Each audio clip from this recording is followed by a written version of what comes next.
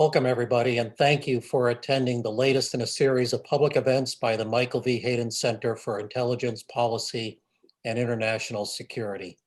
I am Mark Rozell. I serve as Dean of the Schar School of Policy and Government at George Mason University, and we are proud to host the Hayden Center. Mason President Greg Washington likes to say that these Hayden Center virtual events are George Mason's must-see TV. Judging by the turnouts for these events, clearly many agree with that. Tonight, we have attendees from 39 different states, as well as from Nigeria, Paraguay, Uruguay, Portugal, Ireland, the United Kingdom, Romania, Canada, Mexico, Bangladesh, Saudi Arabia, the Philippines, and Australia. I thank all of the attendees from around the world for being on our program this evening. I'd like to make a quick holiday season pitch. George Mason is having its annual giving campaign. Normally, I'd say if you appreciate these programs, please support the Hayden Center. And I still think that's a great idea, by the way. But during these times, I am urging those who want to help our students in need. Many have been very deeply affected by this pandemic and need help to continue their studies. I cannot think of a higher priority right now. The Schar School of Policy and Government website has an easy link to the annual giving campaign, and no contribution is too small. I appreciate your attention to that. Tonight's event is special to me because, and I can tell you this now, several years ago, I kept seeing Secretary Panetta interviewed on news programs with a Panetta Institute backdrop. And I thought, wait, we have a former CIA director too. We can do that. And that actually is a true story. That began discussions on the creation of a Hayden Center, and what a great success it has been since then. So Secretary Panetta, thank you for being a kind of inspiration for the creation of the Hayden Center. It is now my honor to do an important introduction, an especially important one. Some of you know that General Hayden has been on our faculty for now 11 years.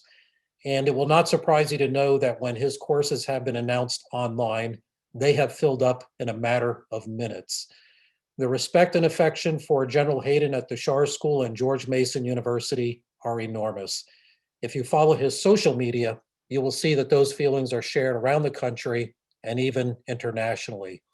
He has shown remarkable courage since the stroke he suffered in November 2018, continuing to be an important voice on issues of the day and speaking truth very candidly at times to power. We very much appreciate you, General Hayden, and I know you'd like to say a few words. General? Thank you again. I'm honored to be here. Mr. Vice President, Mr. Panetta, I thank you again. I'm looking forward to this. This is really, really interesting. And so I'm just gonna say you have a lot to learn. No, I'm sorry, which you do a lot of things, and I'm looking forward to it. Larry, you got it. Thank you. So thanks everybody for the kind words. We definitely honored to be running the Hayden Center here for General Hayden. As Mark indicated, we've been around now for just over 3 years. Since 2017, we've done a number of live events in person, and then this year, like many people, we've had to adjust to the virus, and we've done quite a few of these virtual events. And there's certain advantage to virtual events because you can get people to come without putting them on an airplane like we're doing tonight with Secretary Panetta. Tonight's event culminates a series of events that we have done that we've referred to as 2020 Vision, a number of events that looked at the presidential election this year and national security from a variety of different angles. Tonight, we're going to talk about the incoming Biden administration and what we can expect as a national security strategy and foreign policy from them. Just a couple of quick administrative notes before we start. The Hayden Center, we're on social media, we're on Twitter, we are on Facebook and LinkedIn. If you feel like commenting as we're having our event tonight or when it's finished, we'd welcome your feedback. We are also, we've got a website where we post all of these events. We have a YouTube channel as well. Just search Hayden Center on YouTube and you can see all the great events we've done in the last 3+ years. We're going to have a question and answer session as we get near the end here. We're going to use the Q&A box, which you should be able to find on the toolbar of your Zoom tool. Please go ahead and present those questions to us that way. That's the one place we're going to look for questions. So don't use the chat. Don't send them to us in email at this point. Just use the Q&A box, and we'll be going through those and picking out the best questions or questions that don't repeat maybe some of the things we've already said. You can be anonymous in your Q&A, but we'd love to know who you are, and we'd love to know where you're from. And if you have an affiliation you're proud of, please do put it there. So tonight we have the great Leon Panetta joining us. As many of you know, Leon was my boss for a while. I worked for General Hayden, but when General Hayden moved on at the onset of the Obama administration and Leon Panetta came in, Leon asked me to run a policy and coordination shop for him. I welcomed the great opportunity, although I always joke that people at CIA hate things. There are two things they hate in the world: policy and coordinating. So it made for a fun few years. But thank you again, Leon, for that opportunity to serve with you. Leon Panetta is a great public servant. You go back about 55 years, 1964. He was an intelligence officer first. We're very proud of that. He served in the United States Army as an intelligence officer for a couple of years. He then went on to serve on congressional staff, like many of our audience members do today. He served in the U.S. Senate. What a lot of people don't know is he was a Republican back then. Surprise, surprise. 1969, he joined the executive branch. He served in the Nixon administration as the director of the Civil Rights Office in the Department of Health, Education, and Welfare. And his focus was on civil rights and education, which at that time was, well, it's even today, but at that time was a very critical issue. He left that job, went to New York City, served locally with the mayor of the big city of New York as his executive assistant. Then he returned to Monterey, practiced law. In 1976, he got the public servant itch again, ran for Congress, where he served for 16 years, hallmark of which was his chairing the House Budget Committee for the last 4 years he was there. The incoming president, Bill Clinton, was so impressed with his budgetary wherewithal, he asked him to come rejoin the executive branch as the director of the Office of Management and Budget. His organizational skills there impressed the president such that in 1994, he asked Leon to come on board as his chief of staff, and his tenure as chief of staff is regarded as amongst some of the strongest, especially in terms of getting the place organized and pointed in a direction that the president needed. In 1997, Leon thought he was leaving public service for the last time, went back to California, and with his lovely wife Sylvia founded the Panetta Institute for Public Policy, part of the California State University system, resident at their Monterey Bay institution. The goal of the Institute is to attract young people to lives of public service. But that wasn't the last time. In 2008, President Obama surprised him with a phone call, asked him to come back, where he served as director of CIA. Hallmark of that tenure was bringing Osama bin Laden to justice. Some of you may remember we did a Hayden Center event earlier this year with Admiral McCraven and Michael Morrell talking about how we're approaching the 10th anniversary of that great event. In 2011, he was asked to serve one last time as Secretary of Defense. He developed a new defense strategy there. He opened up military service to people who had not been allowed military service prior in our history. And in 2013, returned to the Panetta Institute. It looks like for the last time, unless President Biden has a surprise up his sleeve for us all. He wrote a great book called Worthy Fights that captures all of that. Highly recommend it. It's a good, quick, easy read, and it's written in a great conversational style. Anybody who sat in a room and talked with Leon Panetta, you read the book, you feel like you're in the room talking to him again. So welcome, Leon, after all that long-windedness. Thank you for joining us.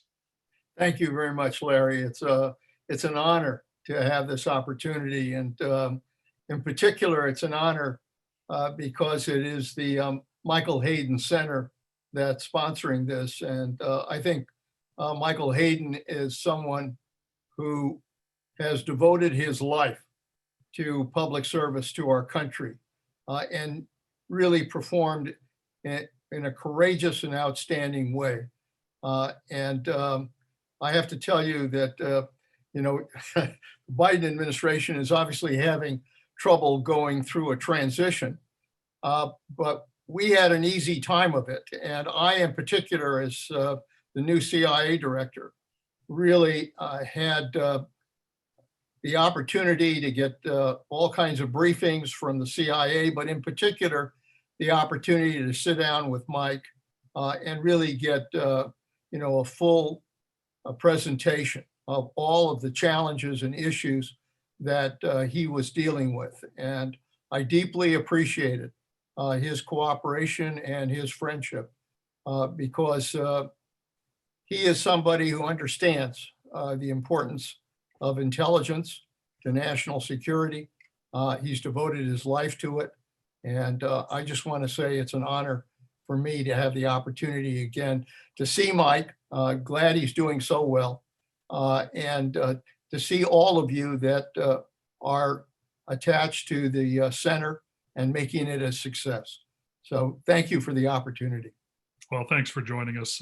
As we joked before we came on, here in Washington, we're digging through the ice and scratching our car windows to see if we can see, and hoping they plowed the roads enough. I know out in Monterey, you're just enjoying the sunshine and ocean breezes. So good for you. Well, let's get into it. We've got President-elect Biden. We've got Vice President-elect Kamala Harris coming in, being sworn in the next 30 some odd days. The presidential election didn't talk a lot about national security and foreign policy. Obviously, a lot of the discussion was on the domestic ills that we face as a nation. But there were some areas that were discussed. But it's a bit of a blank slate, I think, for a lot of people out there. What are we going to see from a Joe Biden administration in national security and foreign policy? So I guess I'd ask you, Leon, from your knowledge of the individuals who were involved and from what you know about President-elect Biden, at kind of a broad strategic level, we've had this administration that's had an American first national security policy. We got Joe Biden talking about building back better. What's going to distinguish Joe Biden's national security policy from a Trump administration policy? Well, having known Joe Biden for over 40 years and having worked with him not only as senator and chairman of the Foreign Relations Committee, but also having worked with him as vice president of the United States when I was both CIA director and Secretary of Defense. I think the most important ingredient of a Biden administration is the support for our traditional role as a world leader. We spent the last 4 years essentially in a process of withdrawing American leadership from the world, pretty much undermining our alliances, and in many ways empowering our adversaries. And in the process of doing that, I think we have, in large measure, weakened our position in the world. And people abroad just don't know whether to trust the United States as a result of what's happened. I think the Biden administration, the fundamental purpose will be to restore that trust again with the world community and make clear that the United States is back in the game, back performing as a world leader, working with our allies, strengthening our alliances, and committed to the values that the United States has always felt was critical to our ability to deal with other countries, with our adversaries, and with the prospect of world peace. So I'm encouraged. I think Joe Biden understands what the world is all about. He's very familiar with world leaders around the world.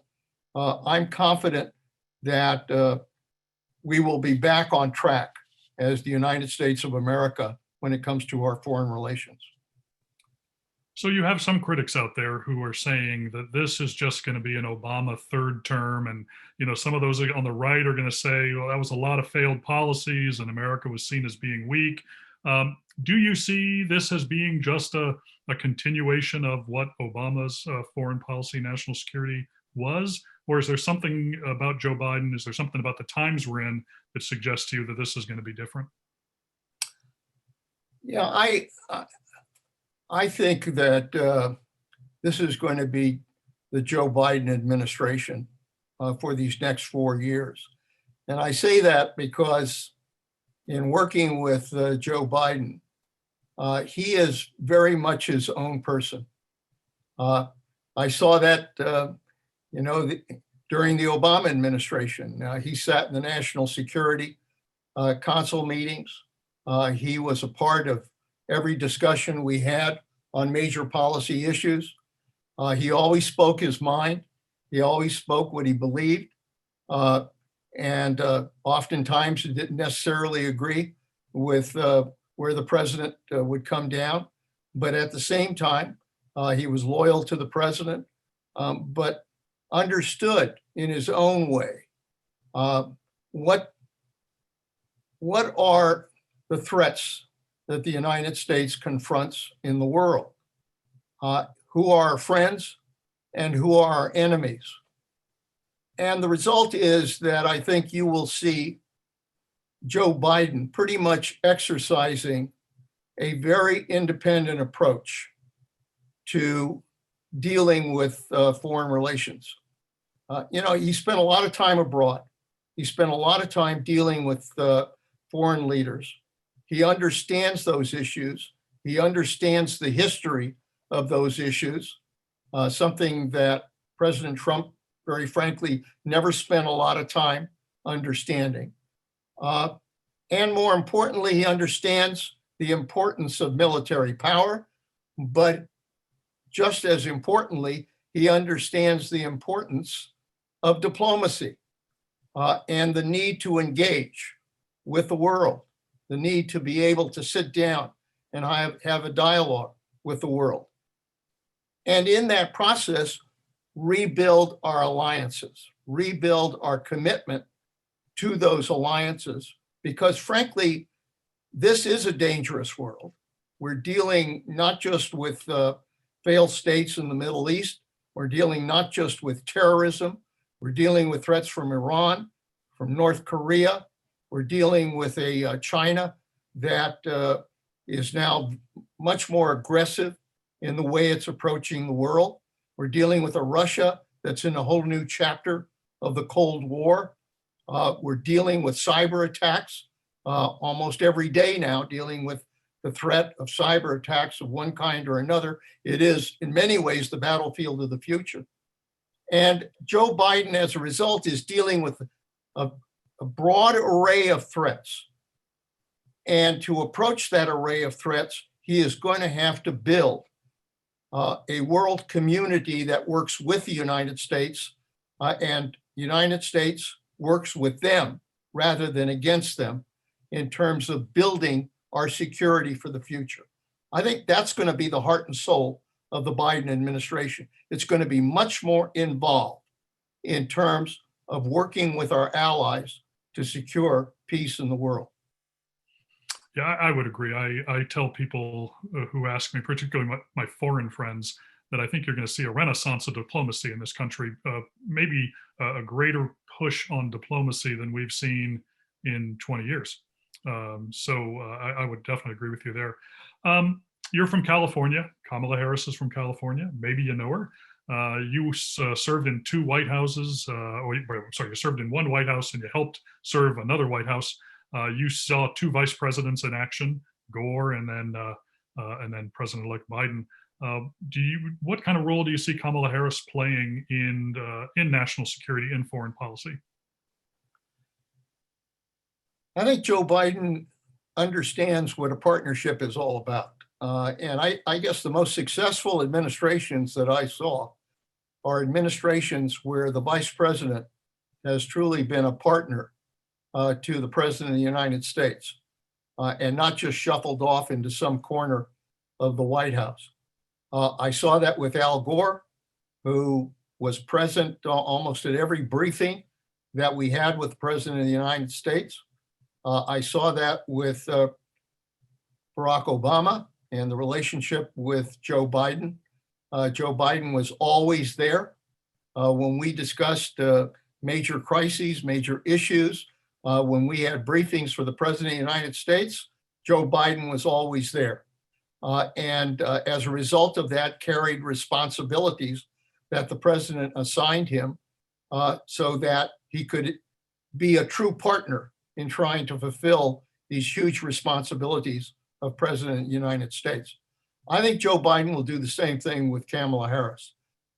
She'll be a partner. She'll be present for the briefings. She'll be present for the discussions. She will not be isolated. And I would assume that he will give her special responsibilities in order to deal with these challenges. Look, all of us understand, we've been through COVID-19. We're seeing how COVID-19 has exploded. We're all thankful we have a vaccine, but the likelihood is we're probably going to spend another 3 to 6 months fighting this pandemic, if not more. We've seen a recession occur as a result of COVID-19. A lot of people who are unemployed, businesses that have shut down. We've seen our economy hit hard as a result of COVID-19. And we've seen racial inequality being impacted by those crises as well. Bottom line is Joe Biden has a lot of work to do here at home, and he's going to have to focus on it. But at the same time, we've got these world problems. So my view is that he's going to use Kamala Harris pretty much as Barack Obama used Joe Biden to take trips abroad, to engage in foreign policy and with foreign leaders, and to show the rest of the world that even though we are concerned about our domestic problems that we have to confront here, we are not backing away from our responsibility in the world. And she will probably be the face of America in making that clear. It's interesting you bring that up. Yeah, I've heard Jake Sullivan, who's the incoming national security advisor, talk about the kind of the nexus of domestic policy concerns with national security policy concerns, that maybe more than in any time in our history, a focus on domestic policy will actually strengthen our national security policy. You have any thoughts on Jake's thinking there?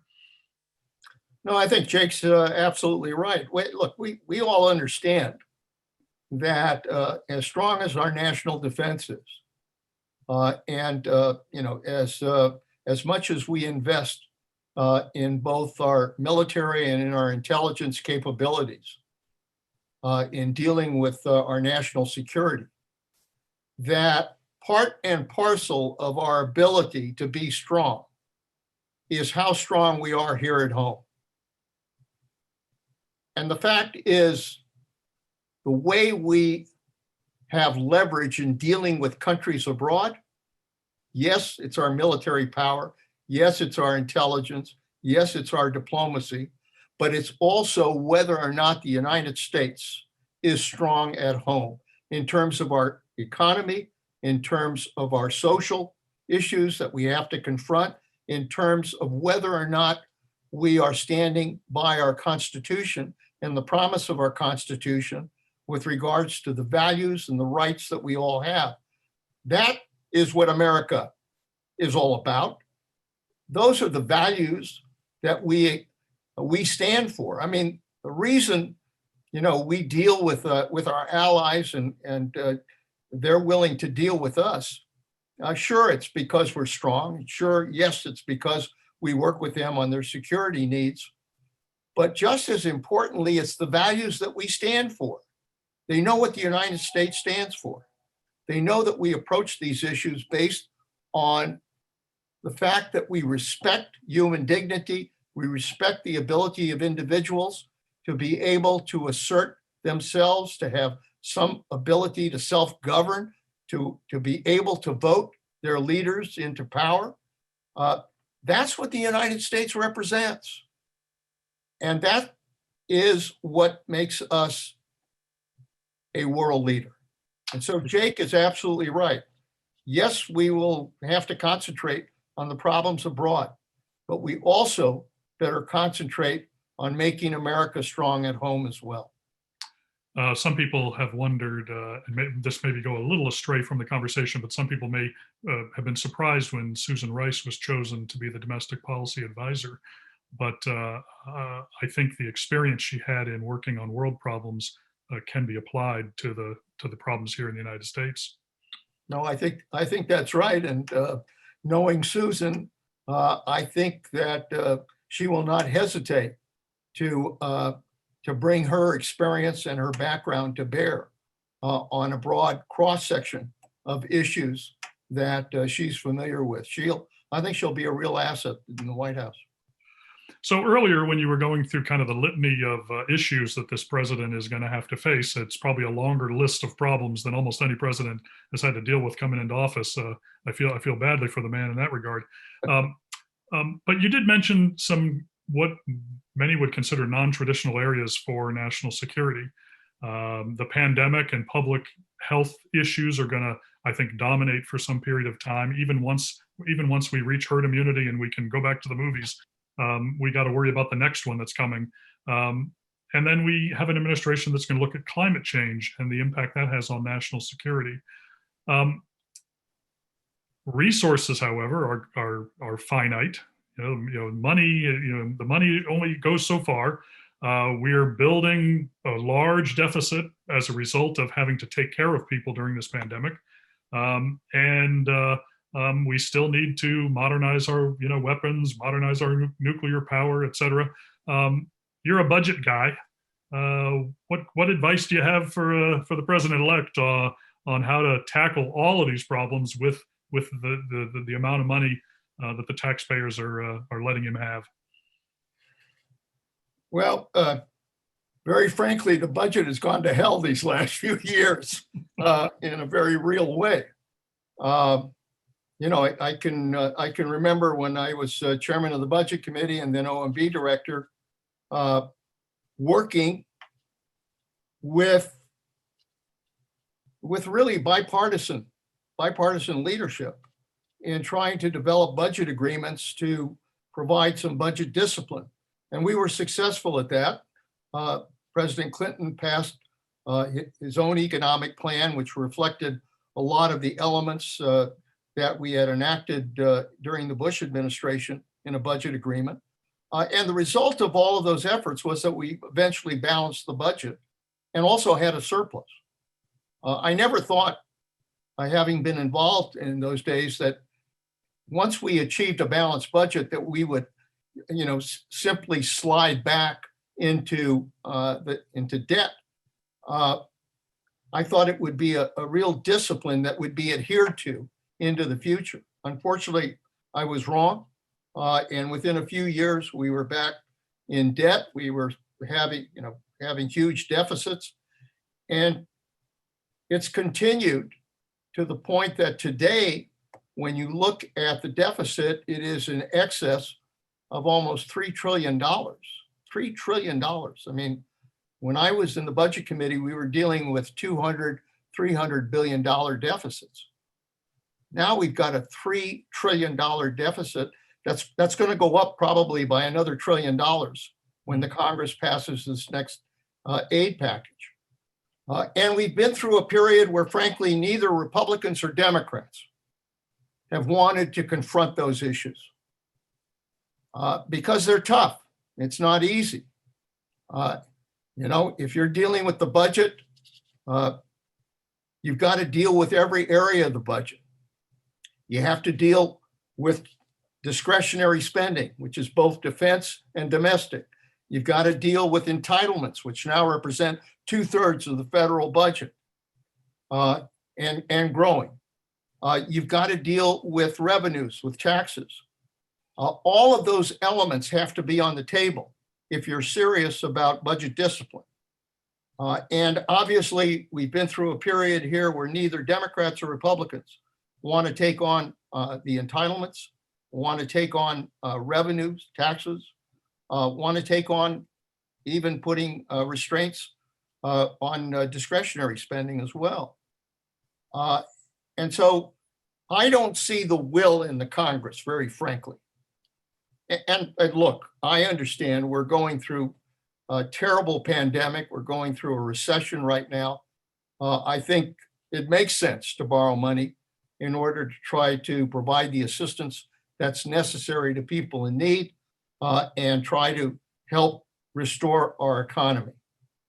But at some point, I think the president, Republican leadership, Democratic leadership are going to have to recognize that we had better develop a track, at least a 5-year track into the future that begins to restore some budget discipline so that we don't pass on this huge deficit and debt to our children and create, frankly, a situation that will undermine our economy in the future. You can't run these size debts and ultimately not have it impact on the strength of our economy.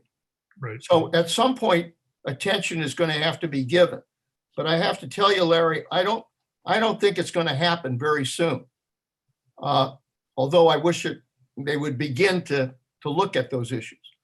But at some point, yeah, we are going to have a problem in terms of resources. You can't spend as much as we are on interest on the debt, which is now almost the size of the defense budget. It's in excess of the size of the defense budget that we're spending on interest. You can't do that.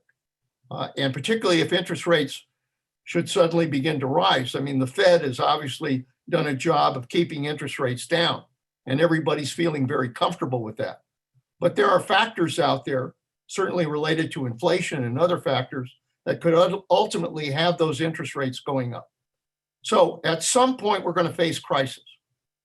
I think it's important for whoever is Secretary of Defense to recognize where are the areas where we can implement reforms, gain some savings, at the same time, make the investments that are important to protecting our national security. I think the same thing is going to be true across the board. We are going to have to learn how to discipline ourselves for the future, but it isn't going to come easy. And I think it's going to take a tremendous amount of leadership to get there. Yeah, I would agree. A lot of challenges facing them in trying to figure out where to spend the money most wisely without continuing to run up the deficit. One last question in kind of the broad sense, then I think we'll just go around the world and then we'll try to get to some questions. You've again served a number of White Houses. You've served a number of national security advisors. Some have decentralized national security execution and policymaking. Some have been very centralized. In fact, I think the Obama administration came under some criticism as having an incredibly firm hand on the tiller of national security policymaking. I think if you look at the Trump administration, they've had as many national security policies as they've had national security advisors, I think, in terms of how they've actually managed the policy making. And ultimately, it all came to the whim of the current president. What advice would you give the team coming in on how best to manage the national security process from the White House? Well, I think it's really important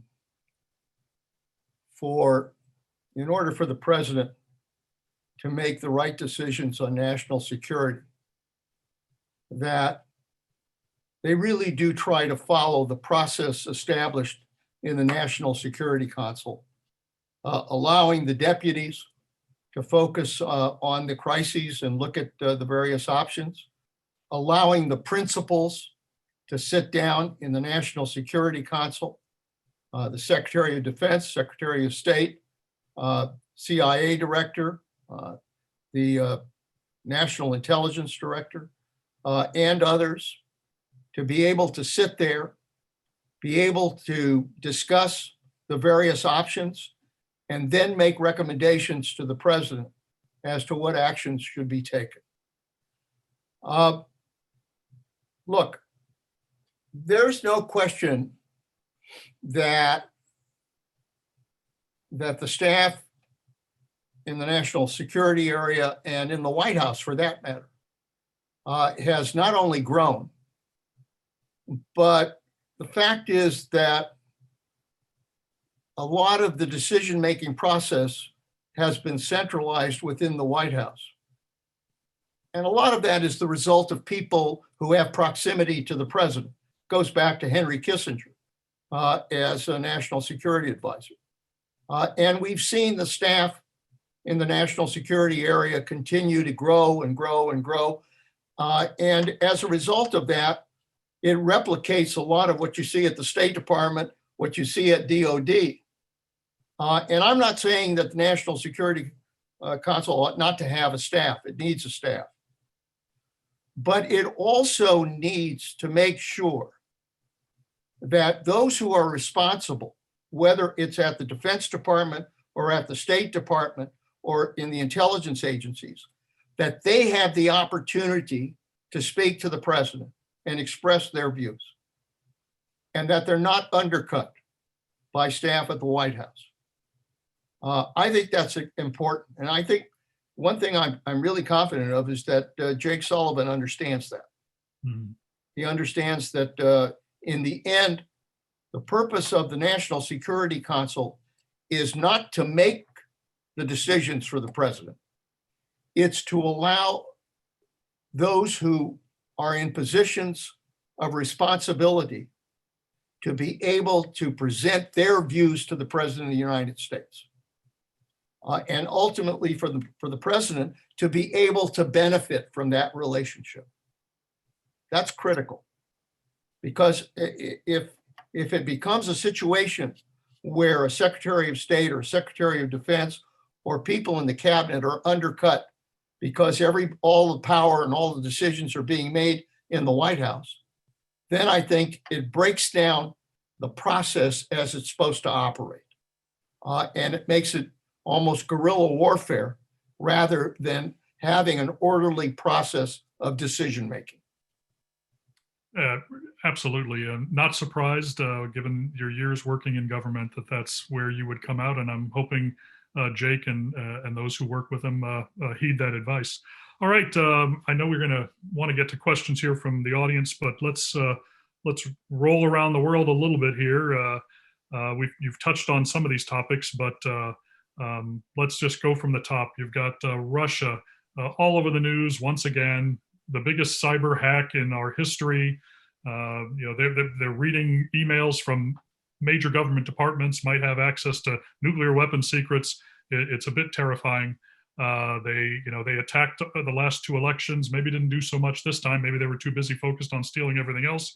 They're running around the world killing people with impunity. They're operating in countries where they had not operated for 20 years. What should the Biden administration be looking at with regards to Russia and how to deal with Vladimir Putin? Look, first and foremost, it's to understand that they're an enemy. They're an adversary.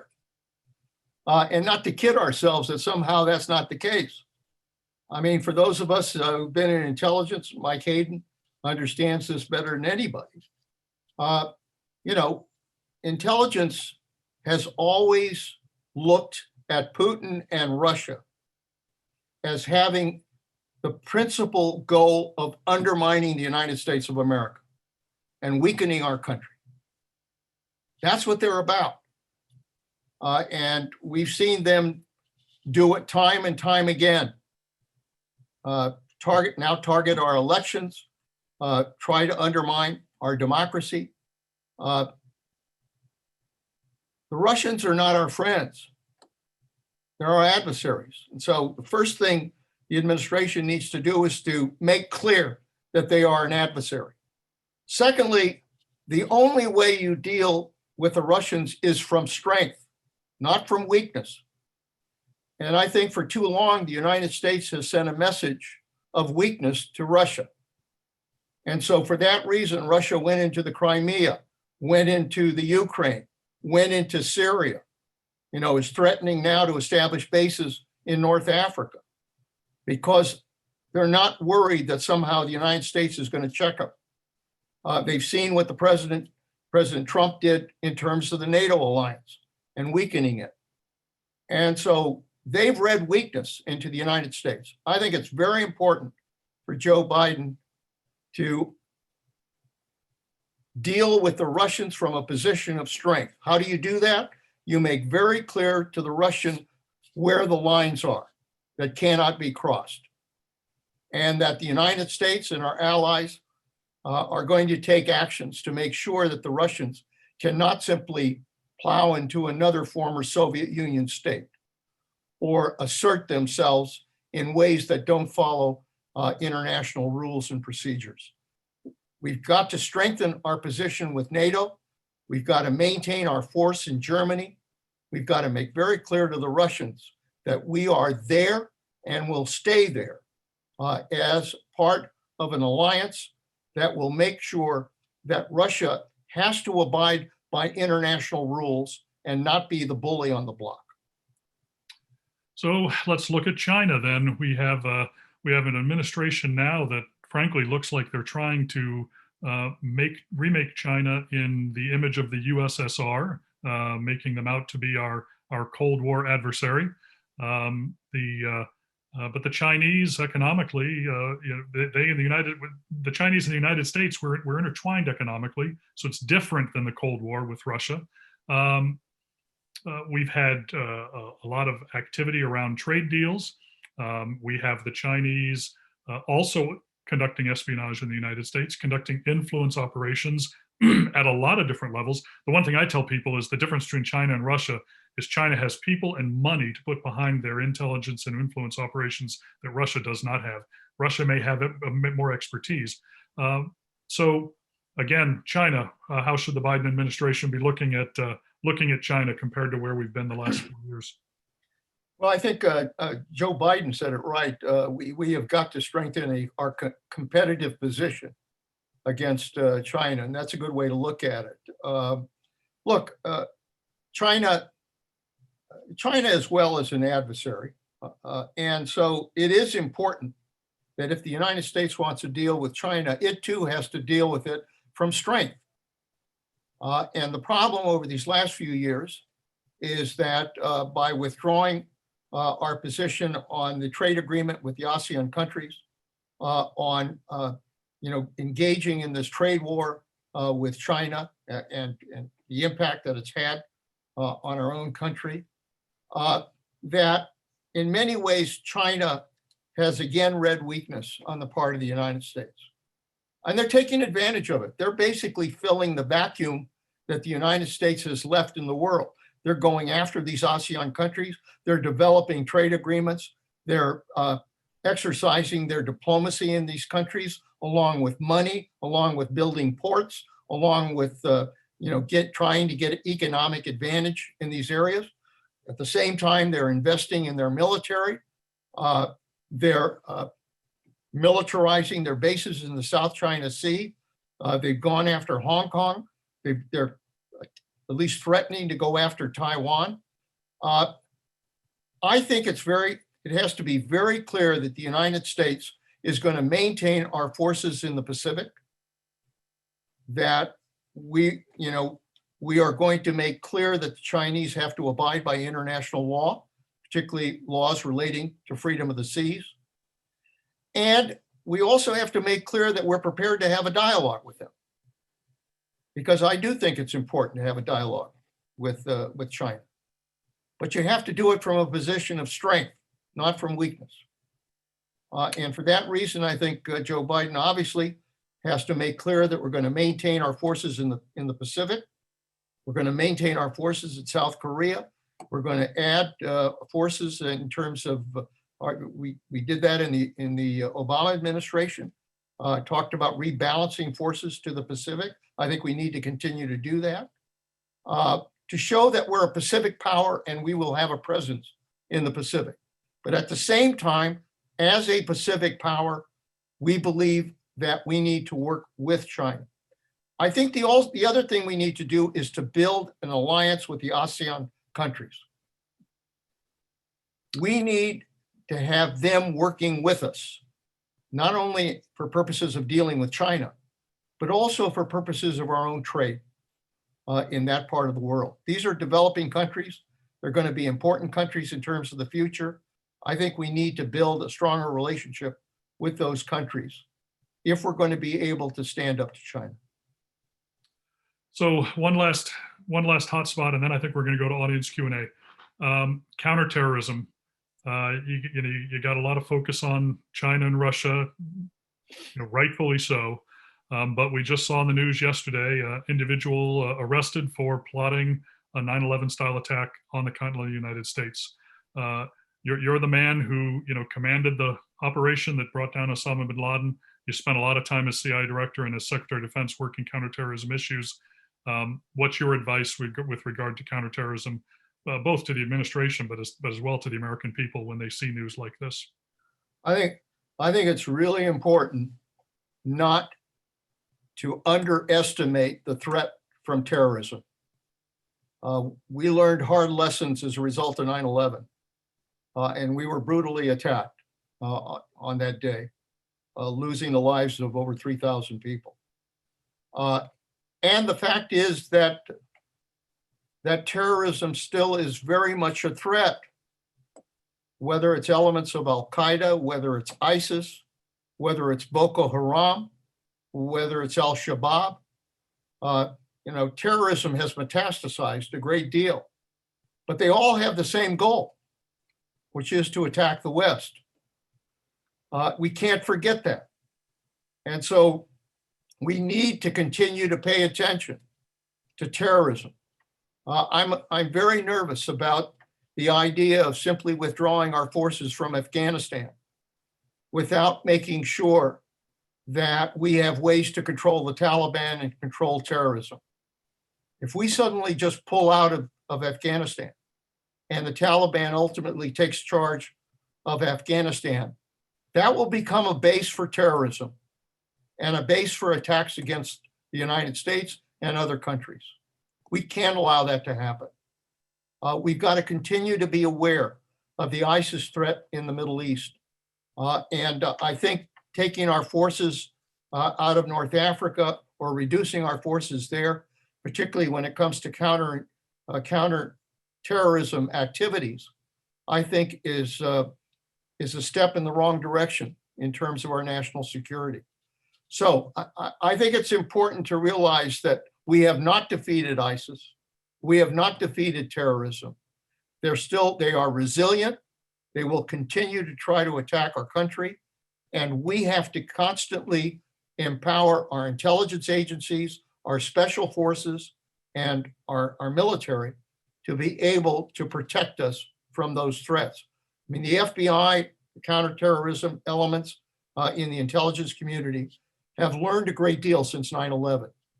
Let them continue to do their job, because the reality is we've been able to protect the United States from another 9/11 attack. We've got to continue efforts to make sure we protect this country. Yeah, your comments mirror exactly what Michael Morell has said at a number of our Hayden Center events. We learned a hard lesson on 9/11 by not going after Al-Qaeda from earlier attacks. And if you give them time to reconstitute, they will reconstitute and they will come back and they will hurt us again. Well, I had a lot of other great questions I wanted to ask, but I hate to deprive the audience of some of their questions. Before I go into the questions, I did want to recognize a few audience members. First off, our George Mason University president, Greg Washington, I understand is in the audience out there. So I want to say thank you to him for joining us today. Jim Clapper, the former DNI, was scheduled to be in the audience today.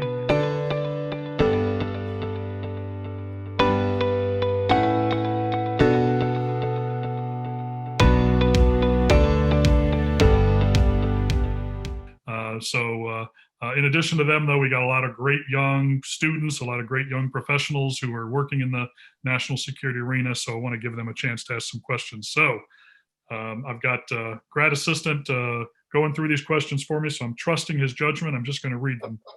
So the first question, this one comes from Nick Duzmovich, who's a colleague, former CIA colleague of ours. He works over at Catholic University teaching the kids over there about intelligence. On the question of the next CIA director, Michael Morell served you well. I worked for him twice. You might agree that he is hands down the most qualified candidate for the position. Why is it that those in the left in the Democratic Party are trying to prevent Morell's chances? I don't know if you want to weigh in on the horse race for CIA director. We both love Michael Morell very well, and I'm sure he'd serve very well for us. But maybe a more fair question is what should Joe Biden look for in a CIA director at this point in time? Well, there's no question that that I think the credibility of the CIA has to be restored. It's been badly damaged over these last 4 years. We've had a president of the United States who has basically gone to war with the intelligence community because they told the truth to power, which is what the intelligence community is supposed to do. They paid a price. When the president of the United States stands up, as he did with Putin, and says that he trusts Russian intelligence more than he trusts our own intelligence with regards to election interference, that sends a terrible message to the world and to the intelligence community that somehow they're not trusted.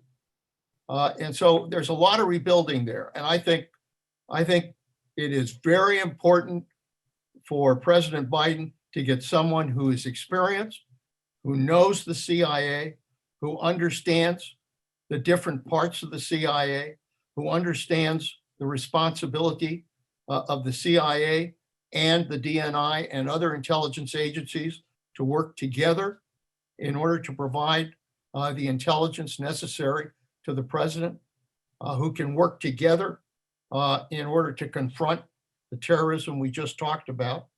So, at least on my list, Mike Morell would be at the top. That's wonderful to hear. Did you get to work? You worked a little bit with Avril Haines, I believe, probably from more of a National Security Council perspective. What can we expect from Avril Haines as the DNI? I think she's really going to be very good at that job. She understands intelligence. She worked with all of our intelligence agencies.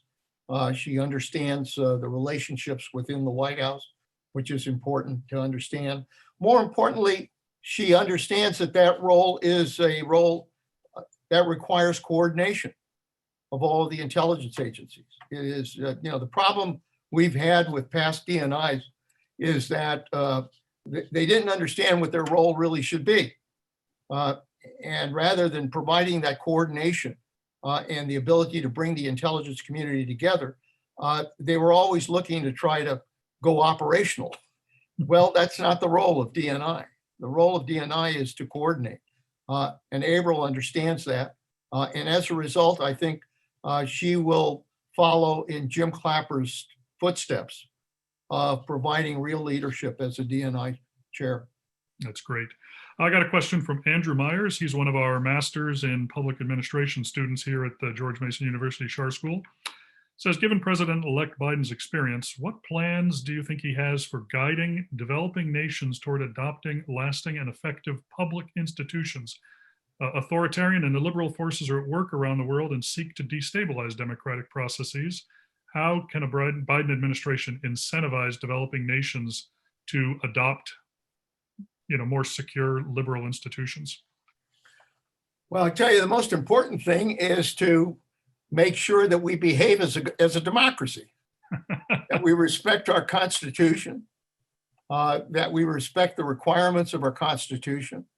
And we spent a lot of time kind of undermining our own constitutional requirements, especially with this president, and especially what he's doing now in terms of rejecting the vote that was made in November, which involved a record turnout of Americans who went to the polls, almost 155 million Americans who went to the polls and cast their vote, which was truly an expression of what is at the heart of our democracy, the right to vote for new leadership in this country.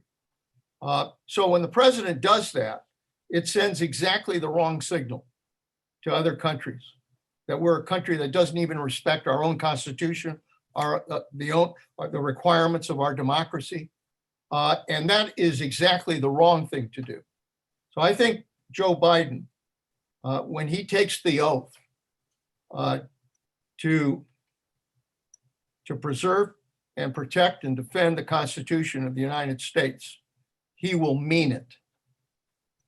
And that's probably the most important signal we need to send to the world, that our democracy is strong and that others ought to abide by the principles of our democracy.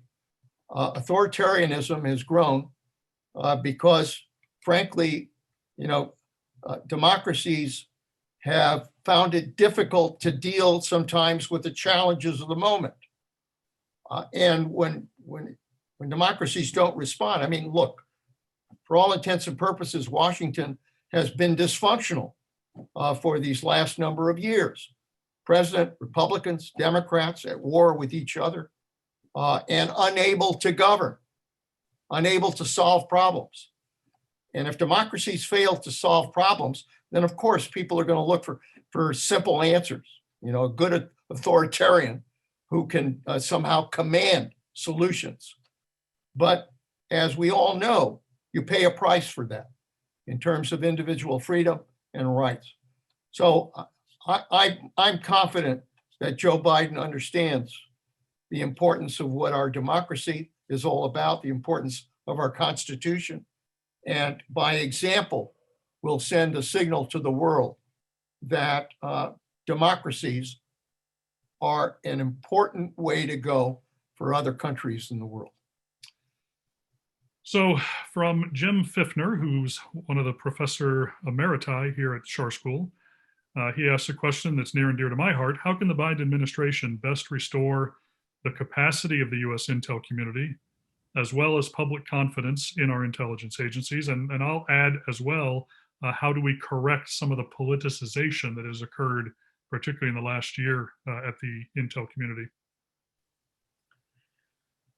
Well, the first thing I learned when I became director of the CIA is that I was in charge of a group of professionals who committed themselves to the job of trying to protect our country. They weren't Republicans, they weren't Democrats. They were just good Americans doing the job that they were responsible for. And the job is to ultimately tell truth to power. I can remember when President Obama asked me to become CIA director, I said, look, the one thing I know about the CIA is that we're responsible for telling truth to power. You may not want to hear truth, but I will tell you the truth. And obviously you ultimately make the final decision. But I'm there to make clear what the intelligence is that we have on the threats that are out there. And I think we need to get back to that. Joe Biden understands that. Joe Biden read the PDB. He was briefed on the PDB. He respected the role of the intelligence community. He came out to the CIA, paid tribute to the employees at the CIA, understands the sacrifice that they make. And I think that will say a lot to the intelligence community. If you have a president who respects the role of intelligence and realizes that that one thing that cannot be undermined is the credibility of those that are putting their lives on the line in order to provide the truth to power. So I'm confident that that will make a big difference. I'm confident that the people he appoints are going to help restore the credibility of the CIA. And I think the CIA is going to have to work to make sure that it restores relationships with the Hill, both with Democrats and Republicans, because it has become politicized. The Intelligence Committee on the House side has become terribly politicized, and political types were appointed to intelligence positions. That has to change. We got to get back to recognizing that this is a professional core of people that need to have the trust and the independence to do the job of protecting our country. That's great. Thank you. So we're almost out of time, so I will ask two questions. They're so unrelated, you'll all probably laugh, but they're two very good questions from the audience. They came in anonymously. The first one is Iran and the JCPOA, the Iran nuclear agreement. What should the Biden administration's approach be there, particularly given where Iran is as a result of some of the Trump administration actions? And then the second question kind of gets to the nexus of domestic and national security. And it's the question and threat of white nationalism. And this is white nationalism, not only in our country, but white nationalism as it's being expressed across Europe and around the world. So those two questions, great, wonderful questions to try to end on, but I'll throw them your way and let you go ahead and address those. Okay. First on Iran, I think it's clear that Joe Biden will try to restore the alliance that came together to do the nuclear agreement. And so he will make the effort to reach out to Britain, France, Germany, China, Russia, and restore that alliance that came together to develop that agreement, and make clear that that alliance would like to engage in further negotiations with Iran. But there are going to be preconditions that Iran has to return to the limits that they agreed to in that agreement with regards to nuclear enrichment and nuclear development. Secondly, that they have to be open to further discussions on their missile capabilities and elements of their missile capabilities. And thirdly, that they have to be open to discussions on their support for terrorism in the region. I think there are ways to approach this that could hopefully bring Iran back to the table, but it's not going to be easy, particularly in light of what's happened in recent months, particularly in light of the fact that tensions have increased between Iran and the United States, and particularly in light of the fact that the United States walking away from that agreement has made it that much more difficult to try to bring those parties together. But I think Joe Biden has made clear that he wants to be able to put that agreement back in place so that it allows us to negotiate with Iran on these other issues that are of concern to the United States and to the world. With regards to the issue of white nationalism, I've been extremely concerned about extremists in our society, and for that matter, extremism in other parts of the world. Look, I don't believe that history necessarily repeats itself, but you better damn well learn from the lessons of history in order to make sure that your future ultimately doesn't repeat some of those mistakes. And I've had the feeling for a long time that we've been repeating the mistakes of the early 30s in terms of isolationism and trying to say that somehow it doesn't matter what goes on in the rest of the world, we just take care of ourselves. We've seen the whole issue of trade and trying to somehow be able to isolate ourselves from engaging in trade. We saw that in the early 30s. We've seen growing authoritarianism. We saw that in the early 30s.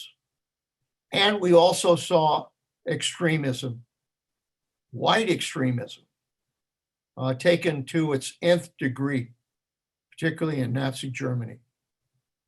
And I think when there are groups that talk about white nationalism, that condemn others because of their race or their creed or their color or their beliefs, that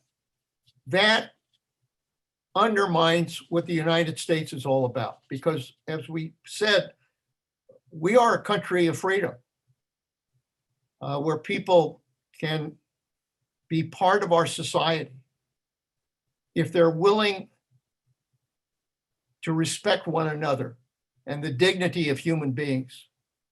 You can have your different beliefs, you can have your different ideologies, but you cannot condemn people because of their color or their race or their creed. They are human beings. And we need that respect for individual dignity goes to the heart of what our democracy is all about. And the danger is, particularly these last 4 years, where the president did not stand up and condemn these groups, as he should have, did not condemn white nationalism, in many ways kind of provided this underhanded support for what they were doing, that it sent a signal out that it's okay to do that, and it's not okay. And so I think the seeds of our own destruction were planted. And what we have to do is make clear that we will not tolerate white nationalism, that we will not tolerate those who will deliberately try to undermine what our Constitution says, that we're all created equal. So I'm hopeful that ultimately, I mean, the American people know this. I mean, the American people understand the danger from extremists, whether they're on the left or on the right. They understand the danger of extremists.